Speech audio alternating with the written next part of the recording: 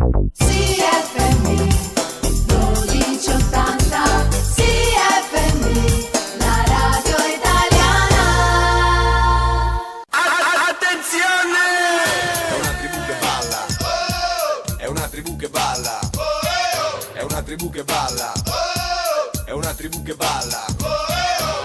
Tribù che balla, edizione martedì 20 maggio, ed è un momento molto importante questo perché fra un paio di giorni inizia uno dei miei festival preferiti, il Festival Transamérique, giunto ridendo e scherzando alla 19ª edizione, e si parla di un festival al quale io sono veramente affezionato. Dal 1985 ha presentato 648 spettacoli, 2836 rappresentazioni che arrivavano da 57 paesi, perché appunto una delle caratteristiche è di essere un festival internazionale di arti performative, ossia dedicato soprattutto a danza e teatro nelle loro forme più contemporanee. Attenzione, e abbiamo il grande piacere di avere la nostra co-direttrice artistica del festival, Martine Denewald, al telefono con noi. Bonjour Martine. Bonjour Silvio, enchanté d'être avec vous. Ben, moi aussi, très enchanté. C'est un des festivals que j'aime le plus, je vais le dire honnêtement. J'ai vu des choses magnifiques. J'ai vu aussi des compagnies italiennes qui sortent de l'ordinaire, genre Castellucci. Et je suis très heureux de parler de cette 19e édition. Ça fait quand même longtemps. Ça fait longtemps, c'est vrai. Mais vous êtes récemment, depuis quelques années, vous êtes devenue la co-directrice artistique. La curiosité qui me pousse toujours à parler de ce festival, comment choisit-on les spectacles? Parce que ça doit être difficile d'en choisir un plutôt que l'autre.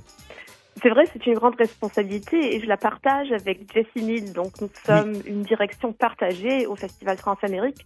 Et Jessie et moi, chacune, nous voyons, mettons, 300, 350 spectacles par année. Wow. Donc il y a vraiment un grand bassin de spectacles qu'on voit et parmi lesquels on choisit ceux qui viennent au FTA. Et il y a, comme vous disiez dans votre introduction, à la fois des spectacles internationaux, mais aussi des créations de Montréal, du Québec et du Canada. Donc des spectacles qui sont véritablement créés, qui ont leur première au festival. Et les critères prioritaires, ce sont lesquels? Parce que je sais que le festival est basé sur la diversité, sur l'ouverture, sur l'engagement. Il y a plusieurs valeurs qui déterminent vos choix. Absolument, vous avez tout à fait raison et vous l'avez dit aussi déjà, c'est un festival qui est dédié à la danse et au théâtre dans ses formes les plus contemporaines. Donc à la fois au niveau formel, esthétique, nous cherchons ce qui sort de l'ordinaire, ce qui est innovatif, ce qui n'est pas présenté dans les théâtres à saison ici à Montréal, donc ce qui vient compléter l'offre. Mais il y a aussi une dimension dans cette contemporanéité qui est d'un ordre, je dirais, plus sociopolitique. Donc, quels sont les spectacles qui nous parlent aujourd'hui particulièrement de la situation dans laquelle se trouve le monde, notre pays, quel est l'état du vivre ensemble aujourd'hui? D'accord. Donc là, on essaye de mettre l'accent, vous dites, je pense, sur les histoires dites, entre guillemets, négligées. Les voix qui, habituellement, ne sont pas entendues au Québec, mais aussi ailleurs. C'est sûr que ce qui nous intéresse, Jessie Mill et moi, c'est de révéler des choses qui n'existent pas encore dans les arts ou dans l'espace public ici à Montréal. D'où un intérêt pour les artistes qui viennent vraiment de loin, pour les artistes aussi qui ne sont pas nécessairement d'Europe, qui peut-être ne font pas partie de la circulation un peu mainstream des arts vivants. Donc on accueille vraiment toutes sortes de corps, toutes sortes d'histoires et on essaie un peu de montrer comment toutes ces histoires sont reliées entre eux et toutes ces histoires sont pertinentes pour nous ici. Donc, pour la danse contemporaine, le langage est un peu plus accessible pour les gens, mais les œuvres théâtrales, est-ce qu'elles sont présentées en langue officielle? Alors, les œuvres sont toujours présentées dans la langue d'origine. Parfait. Donc, OK. Un spectacle mexicain sera en espagnol, un spectacle, je ne sais pas, japonais serait en japonais, mais il faut savoir que tout est accessible en français et en anglais parce que le festival se fait avec du surtitrage. Donc, tout est projeté en français et en anglais quand la représentation a lieu. Donc vraiment, vous pouvez tout comprendre. Et cette année, nous avons même la particularité de présenter une œuvre de théâtre qui s'appelle Taverna Miresia, qui est sans parole. Donc c'est vraiment un spectacle universellement accessible en théâtre. Donc c'est sans parole, mais ce n'est pas de la danse. Ce n'est pas de la danse. Ah, Il y a du mouvement. Vous avez nommé Castellucci, c'est un jeune metteur en scène albanais, grec, qui travaille vraiment le théâtre visuel, un peu comme le fait Castellucci. Okay. Donc ce sont des images c'est des tableaux, là. C'est vraiment des tableaux, là. Ce sont des tableaux. Oui. Il y a aussi une chanteuse sur scène, Savina Yanatu, qui est assez connue. Et c'est un théâtre d'atmosphère, je dirais.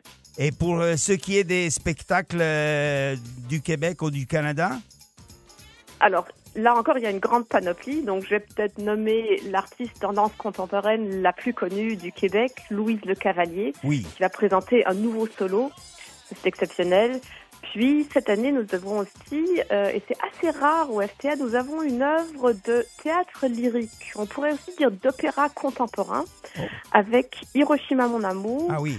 Donc, un opéra qui a été écrit et qui est créé ici au FTA. La compositrice s'appelle Rosalind, elle est australienne, et c'est Christian Lapointe qui fait la mise en scène. Tiré du roman et du film? Exactement, c'est à la ok. base du scénario de Marguerite Duras pour le film d'Alain Resnais. Oui, waouh, incroyable. Donc, si vous deviez nous... c'est difficile de vous demander de nous conseiller une œuvre de danse et une œuvre de théâtre parce que vraiment, c'est assez hétéroclite et ça s'adresse à tout le monde, ce genre de spectacle. Totalement, c'est très accessible, mais pour celles et ceux qui nous écoutent aujourd'hui, à Risveglio, je vais évidemment recommander l'artiste italienne de cette édition qui s'appelle Chiara Bersani.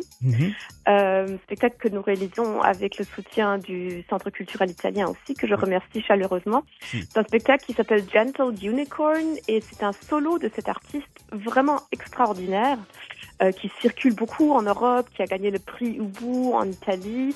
Un spectacle qui parle de comment nous nous voyons mutuellement. Donc c'est une chorégraphie des mouvements bien sûr, mais aussi une chorégraphie du regard qui crée une grande intimité avec son public et vous en sortirez changé. C'est vraiment un spectacle transformateur. Oui, absolument. Et c'est intéressant parce que ça parle de « je ne suis pas l'image que vous fabriquez de moi ».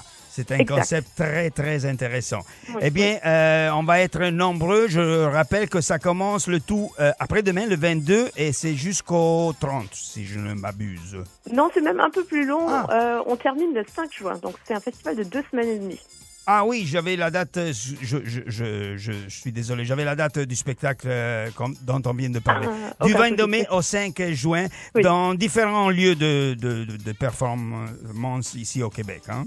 C'est ça, on est dans 15 salles différentes ici à Montréal. Parfait, mais toute la programmation est sur fta.ca. Je vais insérer tout ça dans notre page Facebook. Martine Denowell, ce fut un plaisir de vous parler et on se reparlera sans doute l'année prochaine. Merci Silvio, Au revoir. bientôt. Bye bye. Allora, era la co-direttrice artistica del Festival Transameric, 19ª edizione, 22 maggio al 5 giugno prossimo venturo, numerosi spettacoli di danza e teatro contemporanei, quindi tra i quali, come diceva giustamente, c'è anche l'italiana Chiara Bersani che viene a presentare Gentle Unicorn, un'interessante rivisitazione della danza contemporanea e moderna. Buon divertimento.